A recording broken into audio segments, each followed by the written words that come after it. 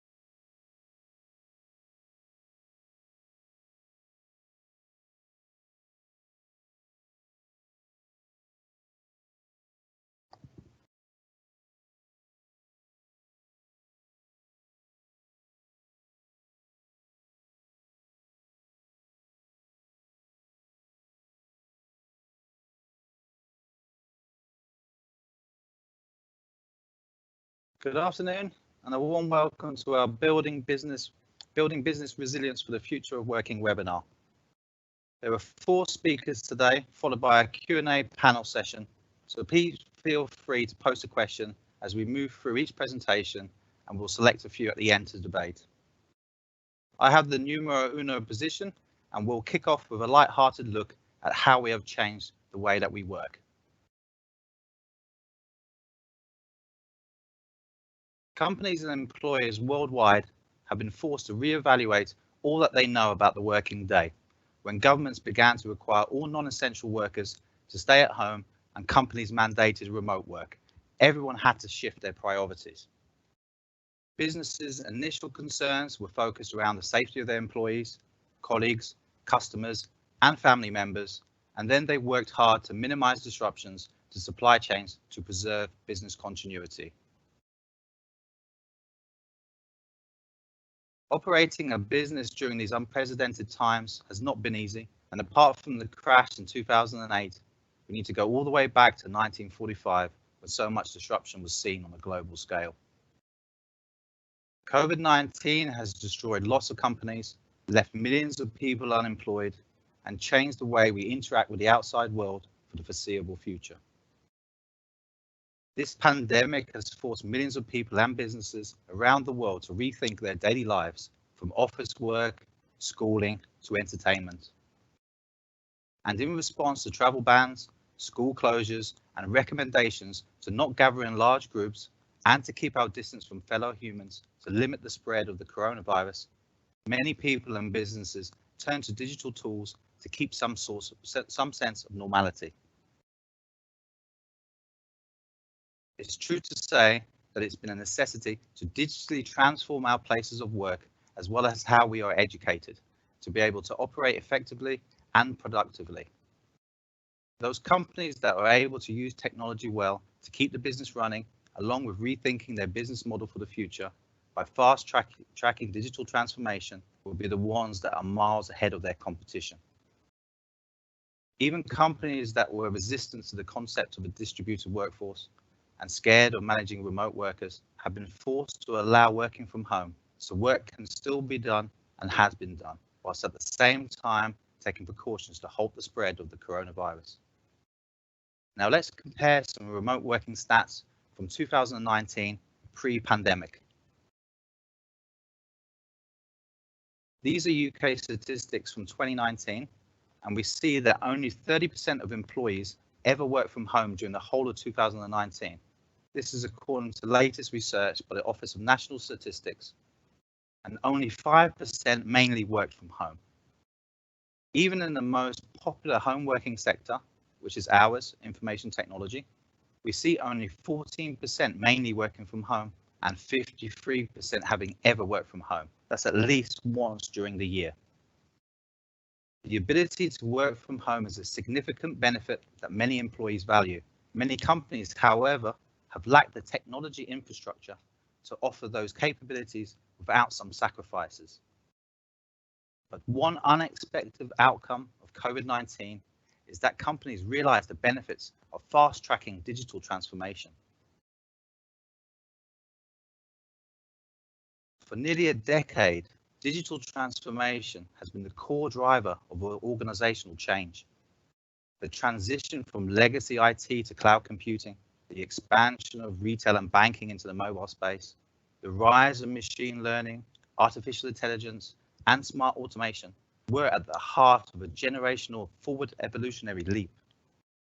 And it is therefore not surprising that these very technologies have enabled businesses, governments, healthcare systems, students, and workers adapt to the disruption caused by the pandemic and by the sudden and oftentimes draconian efforts to mitigate it.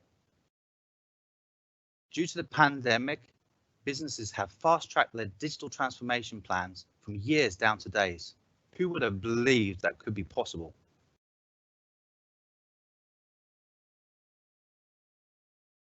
With many aspects of life on hold, many organizations charge full steam ahead on their digital transformation efforts to adapt to a new normal. And with plenty of unknowns ahead of us, the only guarantee that we have is that there will be a large portion of the workforce that will not return to a traditional office and traditional hours post-pandemic, and we must be prepared. COVID-19 could be seen as the ultimate testing bed for flexible and remote-ready workforce, and workers will continue to embrace remote work long into the future. Digital transformation projects will focus on improving the remote work experience and security-related projects, as data will no longer be confined to corporate offices.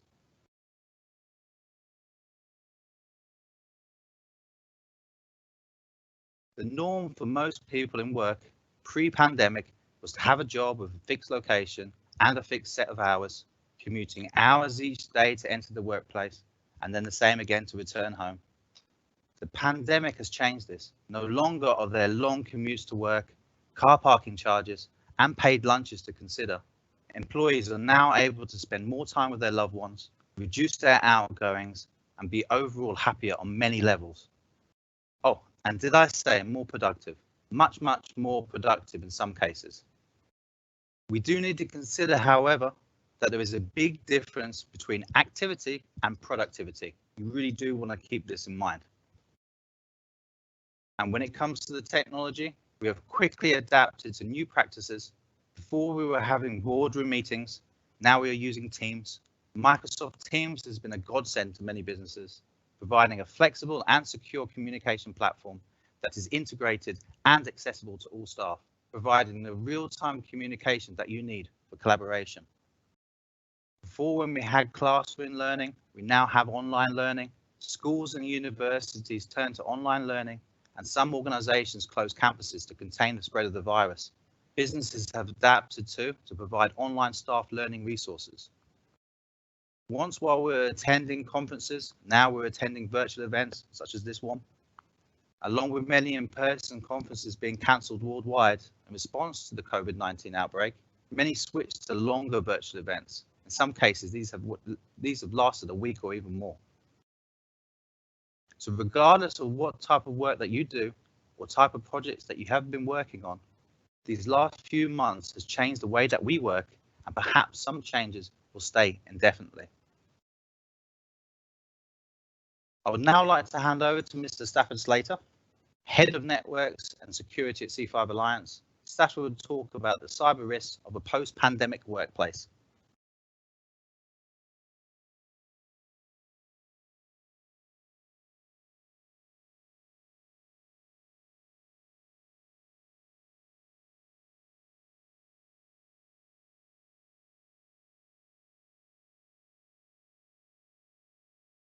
Stafford, over to you.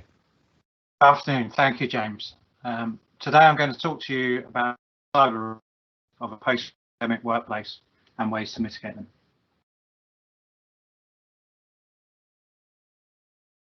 Thank you. Can you hear me okay? Sorry.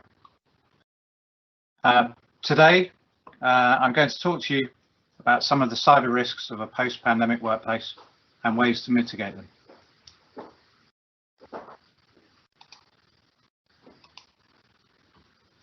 So, what was the immediate impact to businesses of the COVID-19 pandemic? As James previously mentioned, in a matter of weeks, a new way of working has been implemented across the world. but it has also rapidly shifted the state of many businesses' cybersecurity. Digital transformation strategies have been progressing in companies around the world, with most businesses in the process of either planning for or already implementing digital transformation strategies. The key purpose of these digital transformations is leveraging technology to redefine the business, making them more agile and leveraging the latest digital innovations such as process automation, cloud infrastructure, and software as a service solutions to succeed in their plans. Even with this cloud-based approach, most businesses still envisage their staff securely operating behind the traditional business perimeter, protected by next-generation firewalls, providing capabilities such as intrusion prevention, URL filtering, botnet and antivirus protection, and with corporate devices secured, patched, and monitored by IT teams. This scenario is unprecedented. Nobody could have foretold the impact on businesses of nationwide lockdowns, requiring them to rapidly implement remote working solutions for up to 20 million staff in under 2 months. Many businesses have had to take a risk-based approach and sacrifice conformance to established security policies to maintain their business's operational performance.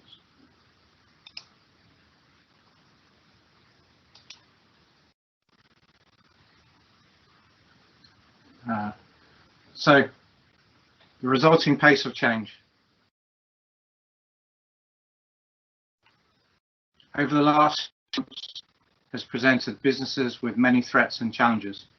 Key areas we'll be discussing today: security risks from the rapid move to remote working, with the potential for leakage of sensitive data via hurriedly implemented remote access and cloud solutions or insider threats.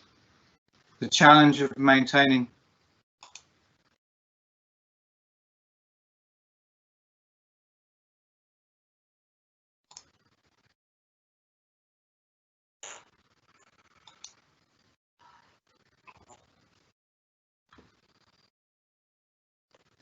Stafford, we've lost you there. the challenge of maintaining. Sorry. Challenge to maintaining a security an internet. Can you hear me? Okay. I can hear. Can hear you now. Start that slide again, please. Sorry. Sorry. Apologies for that. Challenges of remote connectivity. Appropriate. Sorry. Cybersecurity threats and challenges. The resulting pace of change over the last few months has presented businesses with many threats and challenges. 3 key areas I'll be discussing today are security risks from the rapid move to remote work, with the potential for leakage of sensitive data via hurriedly implemented remote access and cloud solutions, or in the challenge of maintaining standard security operations in areas such as remote access, asset identity, and monitoring and access to company data, and cyber attackers seeking to exploit the COVID-19 crisis. Attackers are quick to identify new ways of exploiting vulnerabilities, whether these are technical or psychological. There is the opportunity to make vast sums of money. So, what are some of the security risks from the rapid move to remote working? Some of the risks you may be encountering are insider threats. This can be from disgruntled or financially incentivized staff with malicious intent, or sometimes purely accidental by sending to the wrong email address. With some staff out of the office environment, how do you know if computer sharing is happening at home, or that they are leaving their devices unsecured? Unencrypted data, with staff saving data to local drives and those drives not having encryption enabled. They should be steered towards always using recommended business cloud services such as SharePoint. There are numerous risks from BYOD. We could have an entire presentation of its own studying BYOD. Is the device patched? Is the antivirus up to date? Is the firewall enabled? We've recently came across a business that had allowed IT staff to VPN into the corporate network from their home PC. Whilst this isn't ideal, it was a requirement to maintain their business operations, so they had to accept that risk. Unsecured networks, working from anywhere presents challenges. A common one is home routers with default credentials left on by service providers or manufacturers, and unsecured SSIDs. Also, remote access solutions implemented in a hurry with potentially insecure configuration, split tunneling, or lax authentication, and vulnerability exploits through unpatched operating systems or applications not being up to date. The risk of malware infections is increasing through ineffective endpoint protection or out-of-date antivirus or even click-happy stuff. And finally, a fairly common one, hijacking of accounts through insecure password management. This can be almost 100% prevented with implementation of two-factor authentication, something that really should be at the forefront of any remote access. What can you do to mitigate against some of these security risks? Monitor for shadow IT, implement data loss prevention tools, and educate staff to only use business-approved applications or SaaS services. Monitor remote access systems, ensure they're fully patched and securely configured. Factor authentication is used by default. Review your vulnerability management and patching program and complete regular scanning of external systems, and ensure they are sufficiently resilient to cope with bandwidth demands of your staff. You have some capability to withstand DDoS attacks or loss of service provider connectivity. As recently seen at both Shure and JT, having outages on their network, this can cripple your business operations. Denial of service may become more widespread with cyber criminals, knowing that your staff are reliant on accessing cloud resources and remote access solutions. Ensure your endpoints are adequately protected and all drives are encrypted. Most home networks aren't protected by an enterprise-grade firewall. A client-side firewall and antivirus is really the minimum level of protection that should be implemented. If you haven't already considered, then you should be looking at installing endpoint detection response solutions to give you that extra layer of protection. Ensure adequate logging and reporting is enabled to provide monitoring and alerting of email and Active Directory for anonymous logins. And ensure on-premise controls still apply to systems and they're not within the internal network. Support your staff as well to work safely and securely from home. Increase cybersecurity awareness and training, and also reinforce your BYOD, remote working and acceptable use policies. Importantly, monitor and react to issues encountered by employees with remote working. It can be a very frustrating time, hopefully, as you understand here, with connectivity issues. Review any tactical actions that may have been undertaken and retrospectively implement security controls which may have been overlooked. The second key risk area really is maintaining your standard security operations. With a displaced workforce, it can be a challenge to maintain normal operations, and areas that require focus are ensuring you have a robust vulnerability management program with regular internal and external scanning. This should operate hand in hand with your patch management. Really confirming your patching process functioning is critical, including laptops that are connecting remotely as well. In the current climate, are you able to prioritize that patch management on a risk-based approach? Ensure you can identify and monitor critical security activities to ensure continuity, and secure internet-facing applications and services with the implementation of two-factor authentication, as previously said. Review how privileged users perform administration and ensure that alerting is in place for any high-risk activities. Confirm all corporate devices have encryption enabled and provide guidance to your BYOD home users on how to achieve this with their devices. This isn't just addressing the here and now. What happens in the future when they dispose of that device? Have they got corporate data on it, and is it going on to eBay, for instance? Ensure you have the people, process, technology and capability to detect and respond to cyber attacks. Cyber criminals operate 24/7, 365, and you also need to as well. Update incident response plans to ensure they are appropriate for a remote workforce. Ensure that you have adequate tooling to maintain visibility of assets and systems as they're moved away from your internal networks. And consider implementing IT change freezes on high-risk systems if normal processes can't be followed, or you have issues with staff in lockdown, with staff being unable to access the systems physically, or if you have a shortage of your workforce. Review your latest external penetration tests that are undertaken.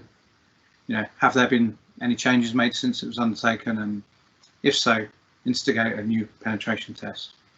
You really need to verify that whatever systems you put in place are still secure. And finally, ensure your security program has board level representation and buy-in, as it's unlikely that it'll be a success without that C-level of support. Cyber attackers are seeking to exploit the COVID-19 crisis. Email is by far and away the largest attack vector. 90 to 95% of all successful cyber attacks start with a phishing attack. And phishing attacks remain the most common method that hackers use to gain access to sensitive information. COVID-19 themed email scams are on the rise in the form of fake tax, charity and government correspondence. Work inboxes are not immune from that.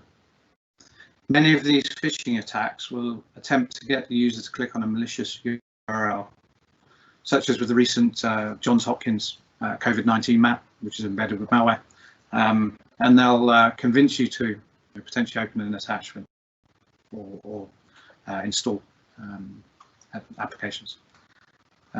If you don't protect against this, then likely some form of business compromise will occur, and this could result in loss of data or the introduction of malware or ransomware into your business.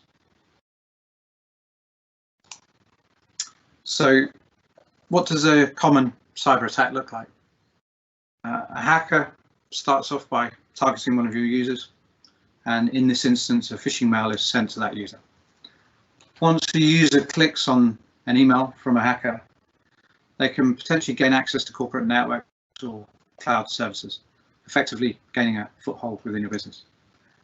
A hacker will then try to move around the corporate environment via lateral movement to other systems, attempting to discover other assets or resources. They will often then try to provide themselves another way into the system via a backdoor. Once a hacker is set up, they often begin to impersonate a user. They'll then look for things of value to extract, and they will then extract that information and potentially sell it on the dark web or use it for nefarious purposes. So how do you secure your data and protect against these opportunist attackers? In a distributed workplace, it's no longer enough just to secure email and your perimeter. You need to have a defense in depth approach and implement controls at all levels. Technology, people and processes need to be considered. Strategies for protecting against these types of attacks can include implementing adequate security controls to mitigate the increased risk to your business, ensuring security incident and event monitoring is in place, adequate email and endpoint protection solutions are used, and critically that you have the capability to monitor and respond 24/7, 365.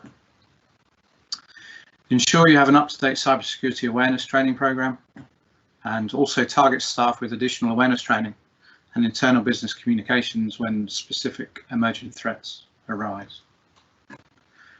Provide guidance to your employees and ensure they're extra vigilant when it comes to requests for personal information or financial information or requests to transfer money.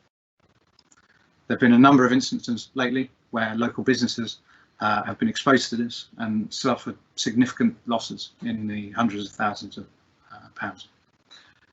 Review and, if required, update HR and IT processes and policies to mitigate the increased risk of insider threat in the event of staff redundancy or termination, and apply any quick win technical controls across the IT estate where possible.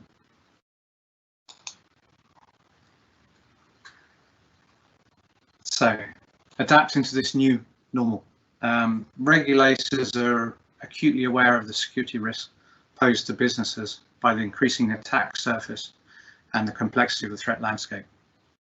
Both the Guernsey and Jersey financial services regulators recommend adherence to a suitable security framework, with ongoing discussions around auditing businesses to ensure they're adequately protected. Our guidance is to establish exactly what you need to protect, identify the assets, data and systems your business cares about the most, protect them, build concentric rings of security around that data, and have a defense in depth approach to security, securing your critical assets and data. You must have the means to detect if you have a problem as well. Always monitor your environment for compromise 24/7, 365. This is essential. And you need to be able to respond in a timely manner. It's the difference between a problem becoming public or not. Ensure you have adequate incident response plans in place to recover from any incidents, and that they've been updated to align with the remote workforce. If you haven't already, align your business to a security framework that covers people, process, and technology. You need to in this day and age. It's essential now for business to follow a cybersecurity framework. There are multiple out there, such as this, ISO 27001, or Cyber Essentials. This will assist with mitigating any of the cybersecurity risks that we have discussed here today. How can C5 assist your businesses in meeting the demands of this new workplace? With the expertise of the staff at C5, BDO and Armstrong Continuity, we can provide a range of advisory, professional and managed services to support businesses in maintaining the effectiveness of their cybersecurity and their business continuity.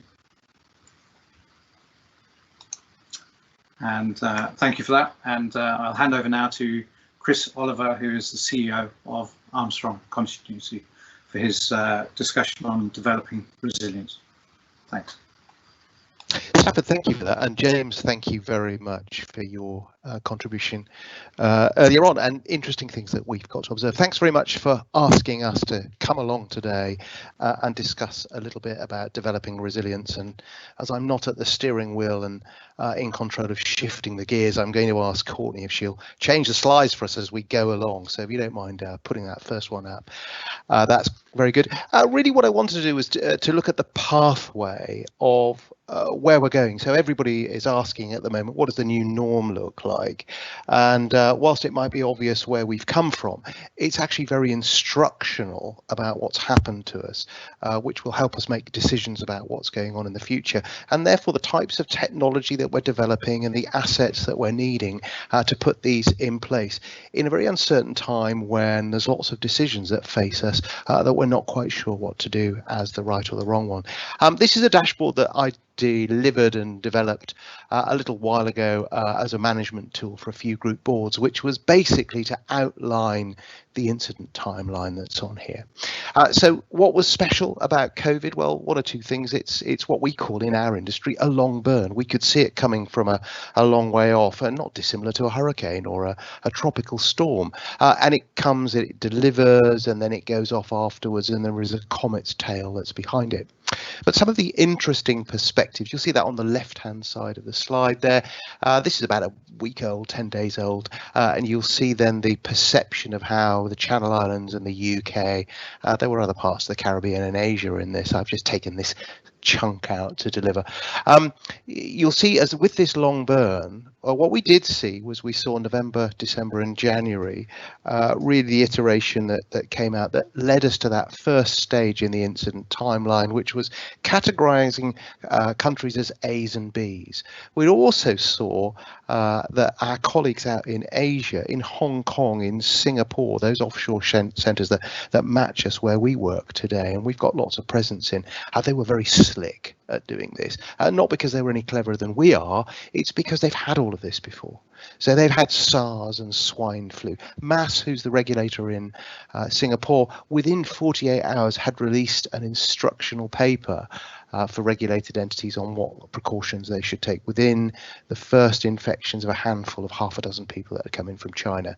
And again, that was on lessons they'd learned and things they'd already embedded and how they'd changed their principles over time. For us here in the West and in the West over in the Caribbean and North America, we were not used to this. We hadn't seen it coming. We had some plans in place and some ideas that were going on here, but we were also faced by a willingness to listen at this particular stage, thinking it may not come to us, we might not have to do this type of preparation, and then a gradual picking up of the lessons that Asia was able to give us. Of course, it goes without saying, it was a global impact. Every business in every location has faced this, and that's unusual in the continuity industry. What we normally find is that one business over one or more locations has an issue which needs us to go from peacetime preparation work into wartime crisis management. And this time what it meant is that we had a crisis holiday. We had people who have done lots of preparation work, but by the nature of individuals sort of forgot to follow the run book and reacted in different ways because it was such a fast moving topology, from travel to A's and B's country, restricting staff travel, getting into split working teams within buildings and floors, and getting to work from home remotely. Getting to work from home remotely where we were doing, as James said right at the start, projects within that we would normally do within 4 or 5 months for full remote access. We were doing that in 4 or 5 days. And so with it, it prompted a necessity not to mitigate risk, but to accept it to a great degree. Well, that was very difficult for boards who were forced down a particular route that they were very uncomfortable doing. There are lessons of the past. James had said 1945, I think you quoted right at the start of this. Well, yeah, I sort of quoted it a little bit earlier than that and said that running home with COVID was more like a global Dunkirk, where we just had to get off the beaches. There was only one direction in which we could go, and that was home. And in order to do that, we just had to accept we were fighting and mitigating risks as they arose, all done within days of that. And the lessons from the past are, well, things do develop. Digital transformation is not a surprise development during a pandemic of such a global scale in here, as much as medical developments during wartime are not a development. They're just a natural legacy source of what happens. We struggled a little while with setting the collaboration until it got into a battle rhythm of what we needed to do, and we were also compromised as well with, you might remember the lessons around Zoom and there being security. Whether it was true or whether it was perception, it was legend on the street, and that affected them as a company for a little bit of time, which I haven't really quite recovered from. And in sending people home, we had productivity issues, and the productivity issues were, first of all, some senior managers were delighted that productivity seemed to be up when we got people settled at home. But I would remind everybody that as we look back over our shoulder to this, that was about people having nothing to do. They couldn't go to the cinema, they couldn't go out to the pub or a restaurant. We were fettered with people who were staying at home and had enough of watching Netflix. They would log back onto their machines. But productivity and activity were two different things. I'm talking about activities that we've got there.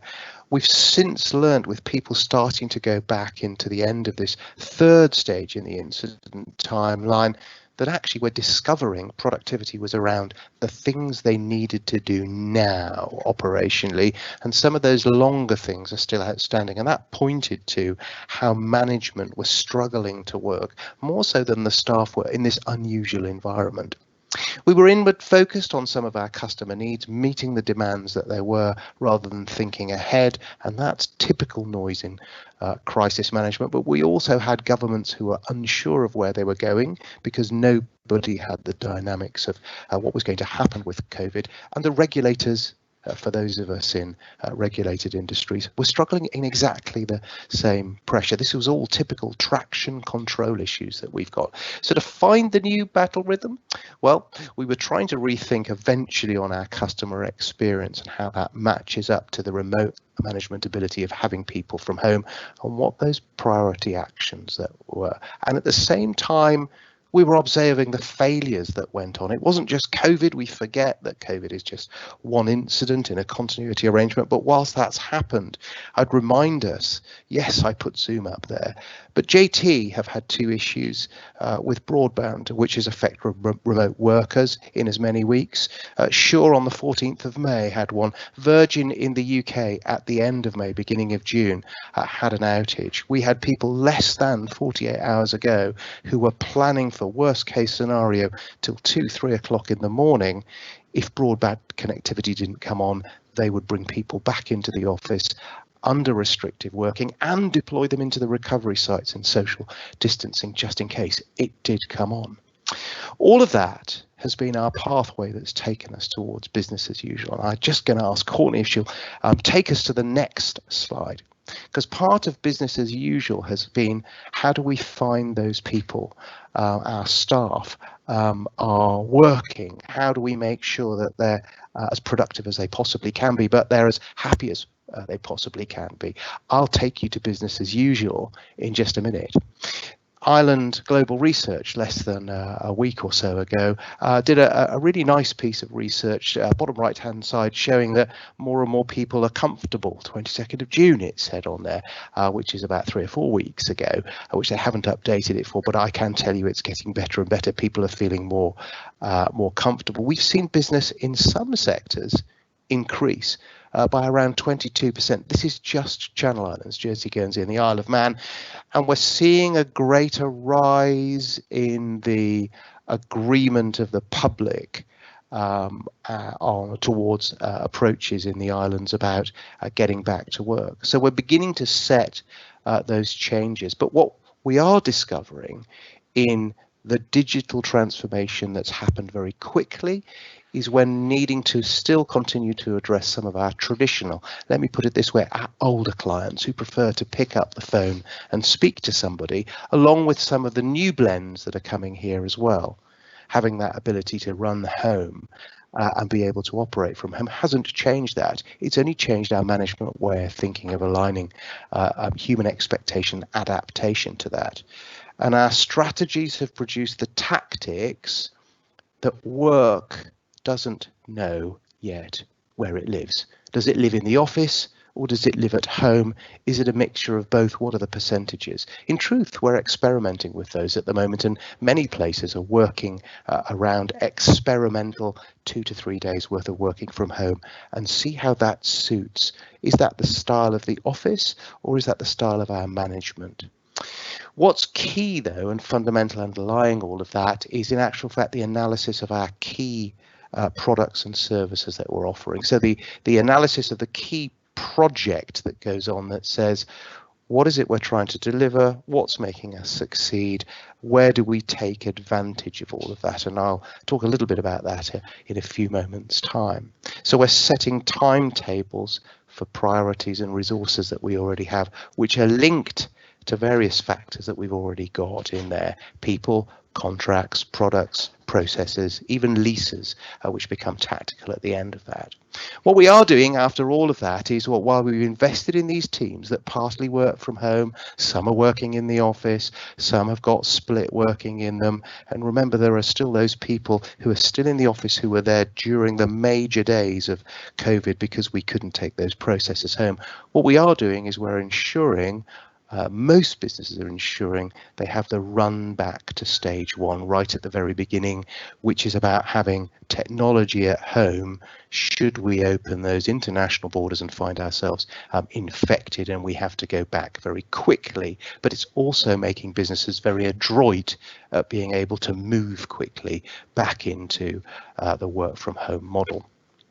Our risks then, as we look towards the new pathway to resilience, because continuity and resilience have changed in the same way that the shape of business is changing and developing over a period of time, is we're now looking at that last mile risk. The idea it's the user that has the broadband.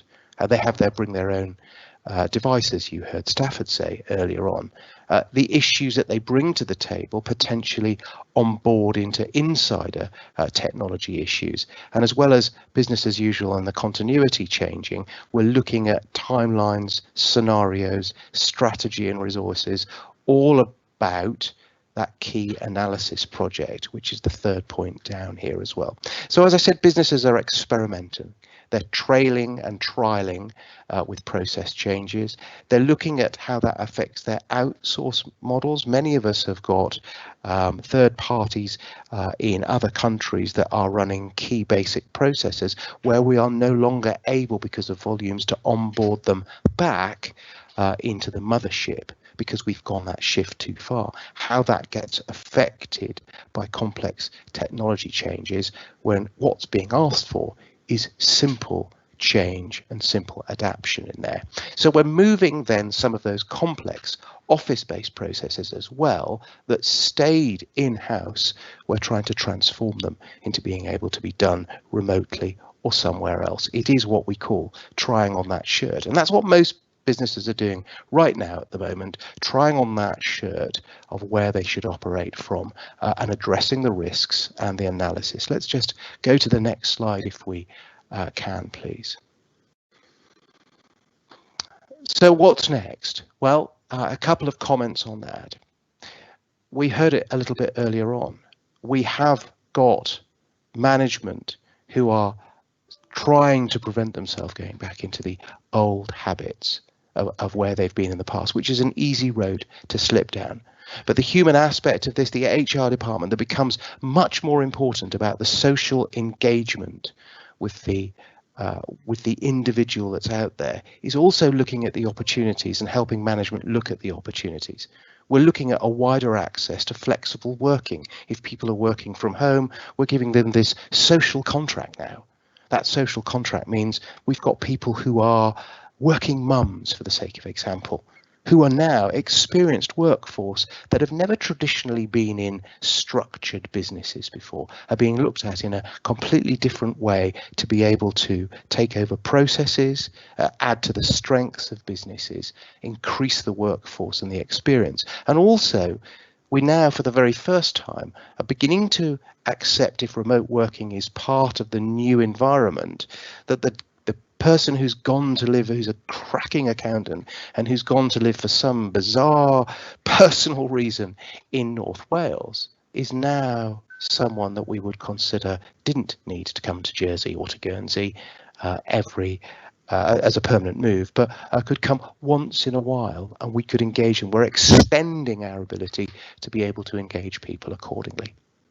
So the consequences that will come out of those operational changes will be opportunities for improvements, potential savings that are tied to leases, but leases that have a timeline, which gives us this opportunity to be able to try the shirt on over a period of time before making definitive arrangements. And it will be based solely and totally on the ability to be able to see the success that comes out of that and pair it with the failures as well.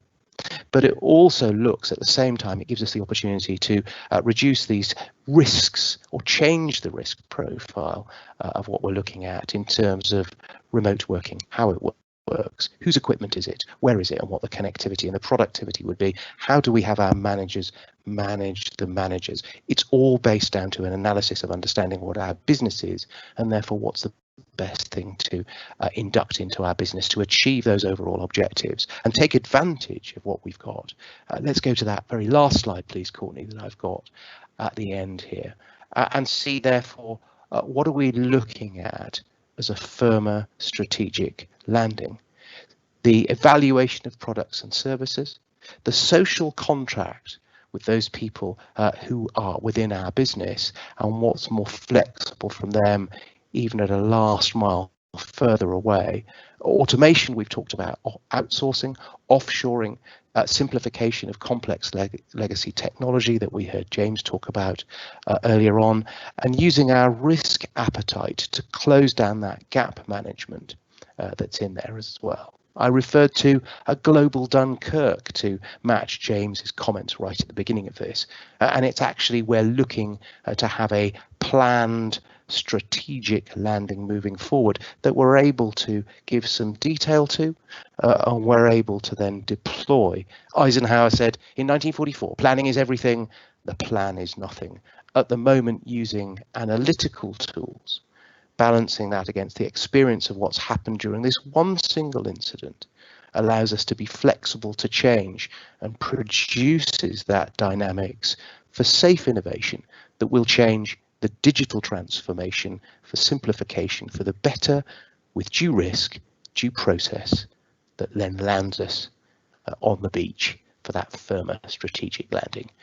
Thank you. I've gone over by a minute on my time, but let me pass back on to James.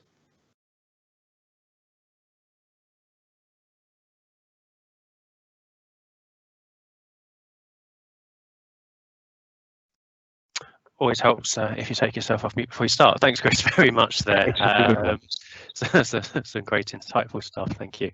So yes, I'm James, another James Solomon.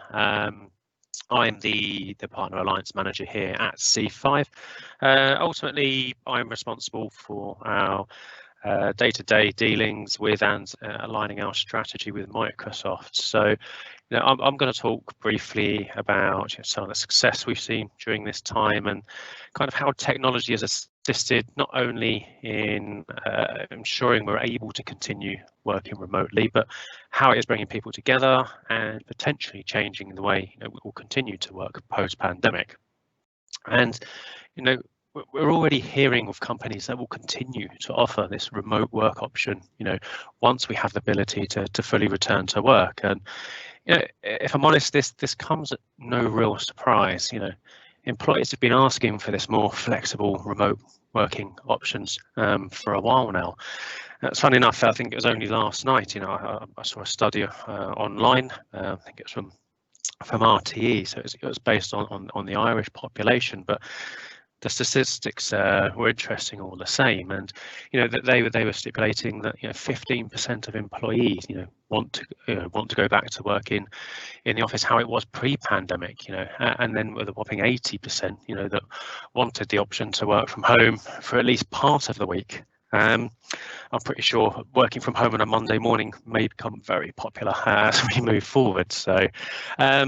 But anyway, many businesses have, they've had this on their agenda for a while. This pandemic has really only accelerated, businesses' decision to fully enable this. And it was only on a session with Microsoft again the other day that Satya was talking about, we've essentially seen 2 years of digital transformation in the space of 2 months. So, but yeah, I mean, working from home and the benefits of that is probably another story altogether. Healthier lifestyles to addressing climate change, which has been a big thing that we've seen crop up as part of this pandemic. But that's probably for another session, I'm sure, at some point. So, what have we seen during these unprecedented times? Working remotely, or more specifically, we've been forced to work from homes. Was definitely the biggest thing. Being forced to close offices and still enable connectivity for all of our employees to access business critical systems. This has prompted many businesses to put resources online, allowing easier access to some of these applications. But this alone didn't really change the way we work. It was rather just a shift in the way we access things. And both James and Chris actually made a very good point as well about, working from home and around, an increase in activity rather than productivity. And I will come back and I'll touch upon that a little bit later. But, the issues in the impact are just more than just how we connect people to these systems remotely. It's a huge change for people themselves, the employees. It's hugely disruptive to our routines.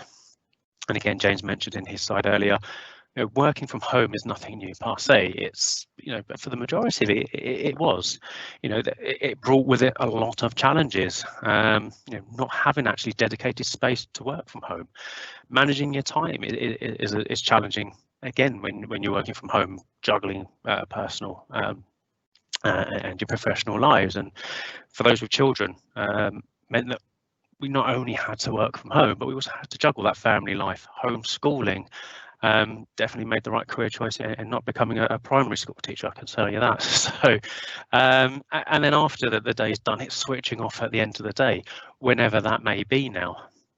When you're working and living in the same space, there's a lot of blurred lines. And then lastly, it's the connectivity and it's the interaction with other people, your work colleagues, and just generally just socially interacting. There's no more of this water cooler conversations or the kitchen chats while you're making a coffee, but people like to feel connected. They like to feel part of the business they work for, and working remotely can make people feel isolated. And I suppose on the flip side to those families I mentioned, who have children and looking at those who, have gone through this being home alone, this isolation would be amplified significantly with those. So how does a business address these challenges, and how does it maintain productivity, keep everybody connected? And that's why I want to talk to you a little bit today about Microsoft Teams. It's a platform that during this pandemic has seen huge growth in numbers. I think from it was 32 million daily users back in March to well over 75 million active users now. Or when I last pulled out these statistics, that was back in June, and every time we kind of use these stats, it's growing and growing day by day. And we're still talking to people about their Teams journey every week. So what is Microsoft Teams? As Microsoft describe it, it's a hub for teamwork. A chat-based workspace that enables teams to be more productive, giving them a single secure location that brings together everything a team needs: chats, meetings, calls, video calls, access to files and other tools. It's that one place for everything and all the needs that your team has. And it delivers on kind of 4 core promises to create this digital workspace, which I'll go through with you. So communication. So first, Teams solves the communication needs of a diverse workforce. And over time it's evolved. It includes this complete meeting experience now, with chat, with voice and video. So you can use Teams for the informal, one-to-one or group chats, and you can even directly on your phone, when you're on the go, keep connected. So, but this hasn't just been an instrumental piece, business communication, but it's seen families come together over video chat during these times, chatting with loved ones, etc. And video chat is no longer this kind of weird medium that maybe pre-pandemic it was felt or made out to be. It's now widely accepted as a convenient way to communicate, and we see this a lot in technology. People are much more comfortable using technology in the workplace if it's something they use or the way they do things in their personal lives. So I think we've seen a huge explosion in this. It's the same for chat as well. People use chat or messaging apps to communicate every day. So using this kind of persistent chat functionality within Teams, at work, it becomes very natural very quickly. So, as I was saying, you can have these open conversations, whether that's in a channel, that is dedicated to a project, or about a specific client you're working with, or whatever the use case may be. And it enables your people to share information in this transparent way, accelerating, decision making. And it's really easy then to move from a chat straight into a face-to-face video meeting. It really is helping you kind of bridge these geographical barriers that have kind of been forced upon us now. But collaboration isn't just internal either. Teams does offer this secure means of communicating with external parties. And like today, we're using Teams to deliver sessions to mass audiences. We've seen clients deliver weekly, monthly company updates, even town hall events using Teams Live. And then collaboration. When it comes to collaboration, it really is the deep office integration that enables workforces to use the office apps that they're familiar with, your Words, your Excels, PowerPoints, OneNotes, etc. Right within that context of Teams. And Team really is unique in how we enable collaboration. We've all been there. You want somebody's feedback, you send them a file via email.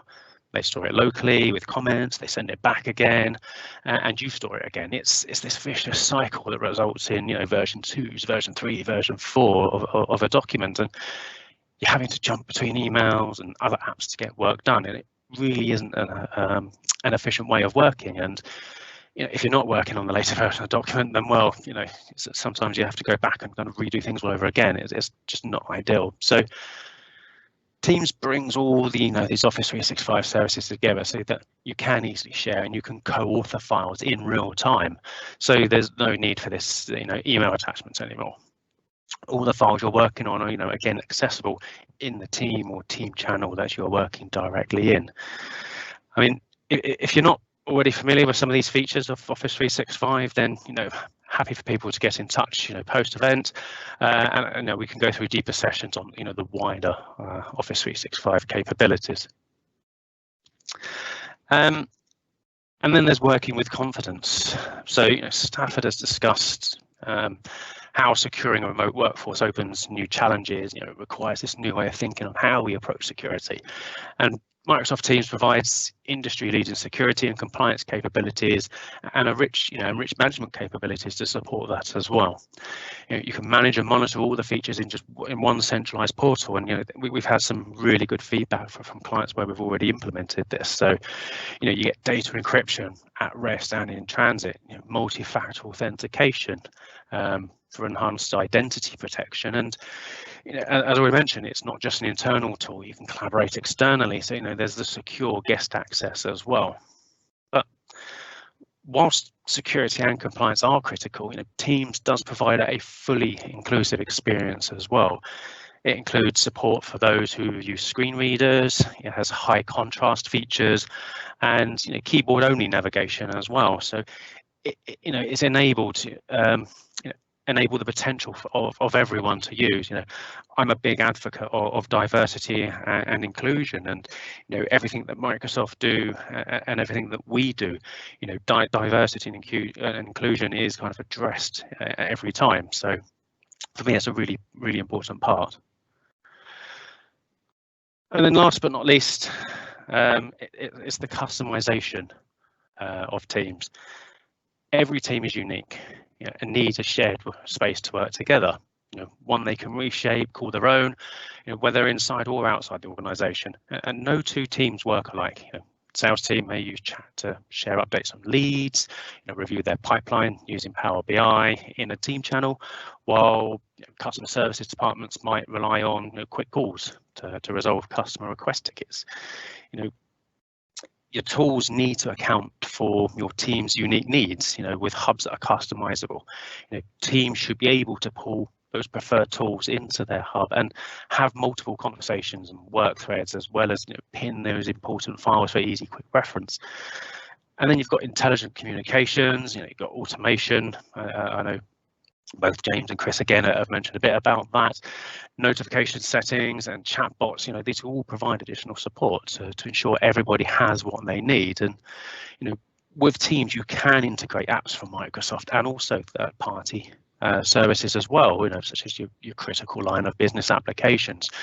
We've seen banking applications being integrated into Teams, and all this, further increases teamwork and productivity. So, Teams really is this platform for development that can be fully customized and integrated. And, it's probably best practice that it is. And as I mentioned at the beginning, no two teams are the same. We all work very different, and we need access to all different tools and the way we do things, etc. So, the options are really limitless here. Other major use cases I spoke about again. That for me, automating workflows, everything being driven from within Teams, process automation. I know James will speak a little bit more about that in the closing statements as well. But we're seeing people now connect across multiple teams and across multiple business units across their organisation. So how does Microsoft Teams benefit our customers? What we're hearing from our customers at the moment, it's helping them enable new ways of working. It is helping teams to be more collaborative, be more inclusive. That they're working in the open with everybody. In the know.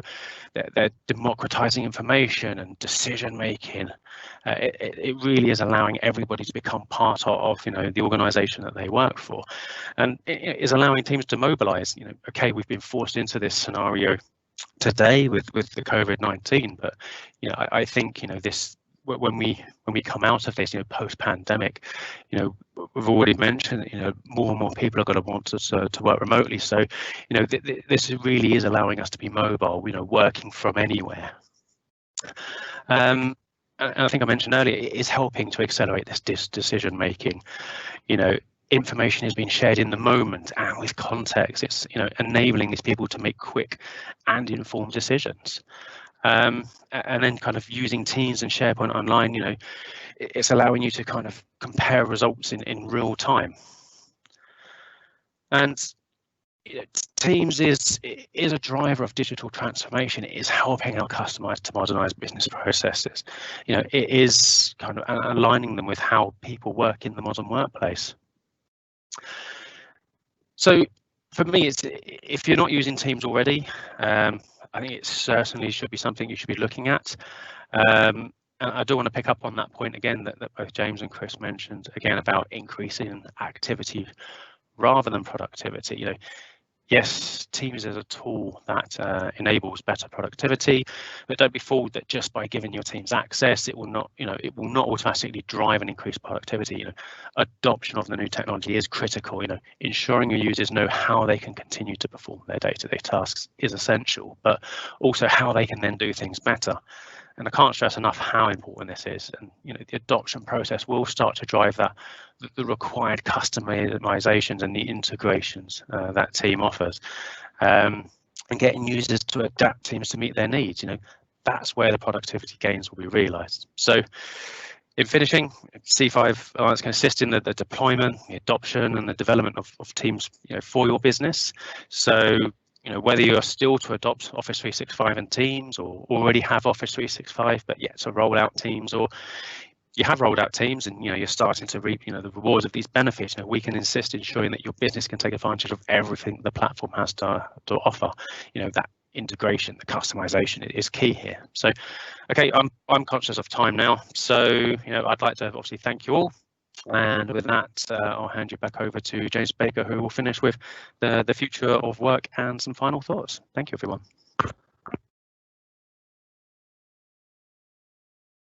Thank you, James, Chris and Stafford. So you've now heard from our 4 speakers, and I'd like to close the session with a short look at the future of work. So employees have been asking for workplace flexibility for years, and despite the current circumstances, we now have it. So the question is, will it last, and how exactly will this global pandemic impact the future of work? As we have heard previously, working from home has worked and is set to stay in some form, one way or another. But what will happen to corporate offices, which have long commercial leases and high penalties for breaking them? This may mean the traditional office may have to stay, especially in the near future. One saving grace, perhaps, is that landlords face potential high vacancy rates. They may be willing to negotiate more favourable terms. So a reduction in rental fees, and flexible working, could we see the rise of office pods? The office now becomes a private and secure meeting hub, which is also easier to clean and maintain.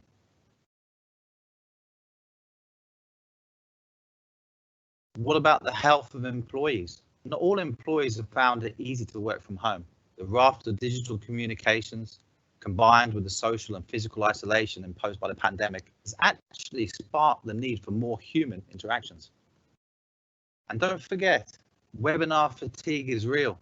Back-to-back meetings, people talking over each other, others forgetting to mute themselves, and overall confusion. Except for the always casual dress code, it really isn't a Zen-like experience. So when the crisis fully subsides, HR professionals will have a greater role in managing the health of employees and the need to bring employees back on board and adjust job descriptions to reflect new realities brought on by the pandemic. HR will need to focus on flexibility benefits and employee assistance programs. This goes beyond work from home privileges and puts a heightened focus on things like flexi time schedules, childcare benefits, and mental health support.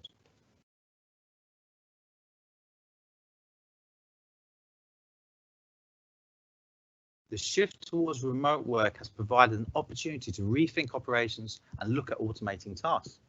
With the office out of bounds for many, businesses have been looking to automation to take over routine and repetitive tasks. Such real-life examples include insurance companies that have used RPA software to deal with the spike in claims related to COVID, as well as delivery companies that have used it to accelerate hiring and the onboarding process. The economic crisis caused by the pandemic has increased adoption, and as companies look for ways to become leaner and more competitive, RPA could play a big part in the future of work.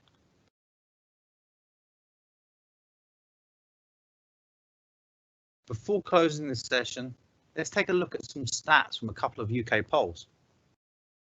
A poll of 1,500 UK business owners and staff, 53% said that remote working had increased overall productivity whilst working during this pandemic. 82% said they are considering changing future working practices to allow staff to work from home indefinitely. 53% said that mental well-being had improved as a result of home working. And then if we look on the other side, from a poll by YouGov of more than 2,000 UK office staff, we will see that 57% said they had missed having in-person conversations with their colleagues. 49% missed the relationships that were forged in the office. And a shocking 1 in 10 staff said that they had not had any contact with their manager since they began working remotely. So with increased remote work, new ideals of work-life balance, the integration of AI, and the psychological impacts of monumental disruption on the home front, the future of work will look far different from what we're used to, and could easily lead to reduced working hours and a higher focus on mental health and well-being.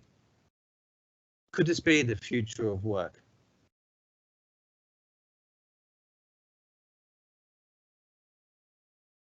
So now we're going to wrap up and we're going to move on to our panel session. So I'd like to welcome back Stafford Slater, Chris Oliver, and James Solomon. And as well, I will be handing over to Courtney Simpson, who has been reviewing your questions, and we'd like to pose these to the panel members. So Courtney, has there been many questions posted? Yes, there has, and I think the first one would be for Stafford. He mentioned taking a risk-based approach to patching, and someone was just wondering, what does he mean by that?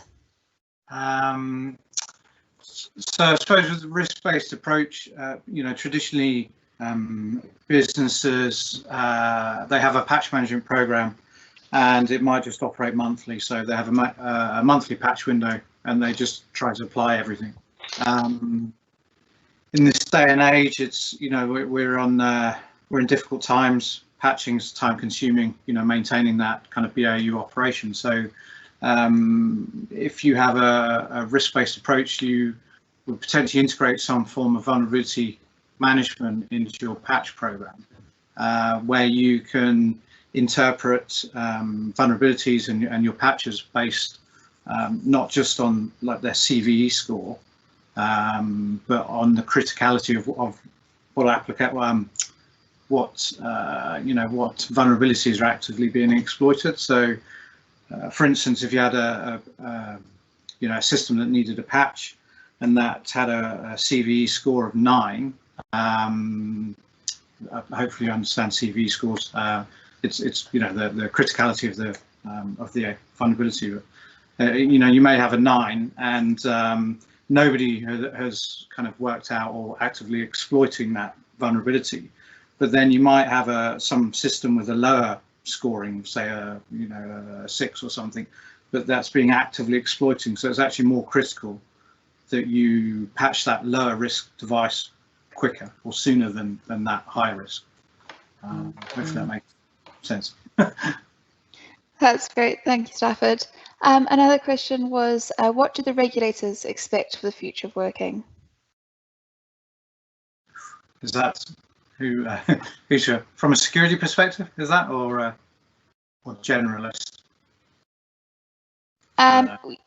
So from I suppose regulator-wise, the Guernsey Financial Services and Jersey Financial Services, as I mentioned in the presentation, they both recommend adherence to a security framework. Jersey, the JFSC hasn't actually stated any specific framework, but just highly recommends that you follow on. And I think the Guernsey Financial Service Commission have based theirs around NIST, the NIST security framework. So, if there's talk of them starting to audit you for your security, and if you're not aligned to a security framework, then there's a very real risk that when they audit you, they're going to find some big holes in your security posture. Yeah, can I add to that as well? From a business perspective in terms of risk and resilience. So some of it won't probably come as a surprise that the Jersey regulator is a little more specific about what they want than the Guernsey regulator, than the GFSC. That's just the way it's been for quite some time.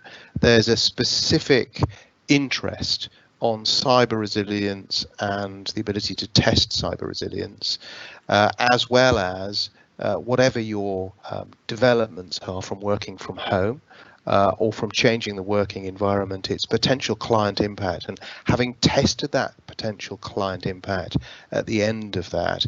And that's overshadowed in the next couple of years by the operational resilience framework that's coming out of the PRA in London, which is where they're saying, the city regulator is now saying, which we're beginning to see repercussions over here. Operational resilience is you should be prepared for failure on what you're going to do during that time. So there are some key fundamentals that the JFSC, and to a lesser degree the GFSC, are actually demanding from businesses. Perfect. Thank you, Chris. I think this one could go to James. What is the team's experience through this that are the must-haves in digital transformation and that we should take advantage of? Yeah, I think when we talk digital transformation, I think we need to remember the concepts of digital transformation haven't changed from pre-pandemic to where we are today, and I don't think will change post-pandemic. As I think I mentioned, obviously the quote from Satya is that we have seen 2 years worth of digital transformation in the space of 2 months. But if I am to kind of pick some core areas, for me, it's definitely all about the people. Obviously, that backs into the discussion that I just delivered then. Being able to kind of enable your employees to kind of be able to serve their customers and work from anywhere really with this with continuous remote access. Having access to the tools that allow you to stay connected wherever you are. For me is absolutely critical, but that has a knock-on effect to kind of IT departments who have to operationalize their business to be able to cater for that moving forward. But what I think the current situation has also highlighted is it will have exposed some of the challenges that business was facing. So I think you do need to go back and really focus on those impacted, and I think we will come out on the back of this being a lot more prepared. So yeah, for me, it's always about people, and I think was it Richard Branson once I think once said that, you know, if you look after your people, you know, they'll look after your clients. So that's truly where I believe people should be focusing. Thank you, James. And Chris, I know you showed us quite a few statistics of how people were feeling at the moment. So just building on that, one of the questions was, when do you expect COVID to end? And do you think that they are accurate predictions? I'm just struggling to now take out of my crystal ball out of my bag that I've got next here to me to to answer that question. So look at the evidence, and that's the only way that we're going to deal with it. So in the same way that we're saying, look at the way that your business operates, I think that's a really good comment. Look after your people, and they'll look after your business. It's more than just Branson said that. Look at the evidence of what's around us. So we've got some trigger elements and some trigger devices coming. So first of all, let's look at the vaccine market. The vaccine market will kill this dead. So that will give us a predictable end date. Oxford and Zeneca have the vaccine in market trial at the moment in phase 3. They're looking at now, last week they announced it would be likely to be somewhere around about the 14th or 15th of November that they would be ready for mass marketing. The Americans in North America are having a really bad time of this. President Trump has come up with this project with his director of medicine for their version of the vaccine. It's interestingly called Operational Warp Speed. That's going to be ready at the beginning of January to mid-January. There are 17 different vaccines throughout the world under development. There's the timescale. It's not the middle of next year. The trigger events that we've got is we've got the beginning of September, the end of the traditional holidays. We're considering our islands opening up international travel. The UK are sending everybody to school that's back to school, and some of the A and B countries are likely to be reduced in the UK. And just to tail that off, one thing that we're going to find is that the UK will have to be in the A or B countries. There are about 4 of them in Europe that must be before we can find any level to, and they're the ones that will create the drag on this September. So if you're saying, my goodness, it's not going to happen to the 15th or the 20th of September, it will be down to one of the 4 big ones in Europe that will be dragging that back to that. So there we go. So take it to changes in September, possibly mid-September if it gets a bit laggy, looking at vaccines available on the market by any time by November, the Caribbean and the US by January to mid-January. That's really interesting. Thank you so much, and thank you for your presentations. That's all we have time for today. Thank you, everyone. Thank you. Cheers. Thank you. Thanks for coming.